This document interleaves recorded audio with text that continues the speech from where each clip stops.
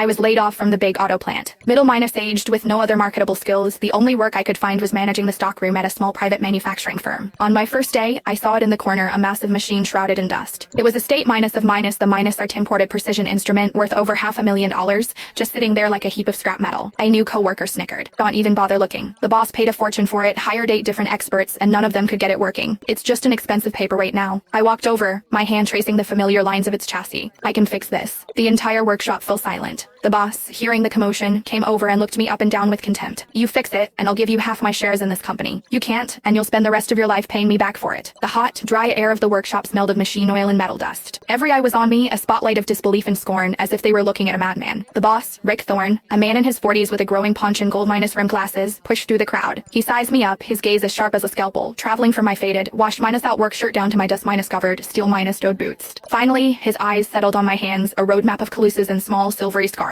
You? He grunted, the sound a mix of disbelief and open mockery. John Carter, is it? HR told me you used to manage a warehouse at the old GM plant. I was a senior technician. I corrected him. My voice wasn't loud, but each word was clear. Senior technician? Rick acted as if it just told the joke of the century. He let out a booming laugh, his belly shaking. A wave of sycophantic laughter echoed through the workshop. A senior technician working in a stockroom? Come on, Carter, that's not even a good lie. I'm not lying. I met his eyes and repeated, I can fix it. My gaze drifted past him to the behemoths lumped in the corner. A German MGMORI 5-axis machining center. Its ivory minus white enamel casing was coated in a thick layer of grime, like a forgotten work of art. My heart gave an unexpected twinge, the bittersweet take of seeing an old friend again. Rick's laughter died in his throat. A muscle in his fleshy cheek twitched, and his eyes turned hard and cold. All right, fine. He clapped his hands together. I've got 20 engineers on my payroll. I've spent over 70 grand on 8 so minus called experts and professors, and not one of them had the balls to say what you just said. He stepped right up to me, his stubby finger nearly poking my nose. And you, a new stockroom guy, you're telling me you can fix it? I didn't flinch. Done. He threw his arm out. Well, make a bet, right here, right now. You get this machine running, and I'll give you half of this company. Well, drop the papers, sign them on the spot. A collective gasp went through the crowd. Half the company. That was millions. Rick's eyes turned vicious, like a cornered animal's. But if you can't fit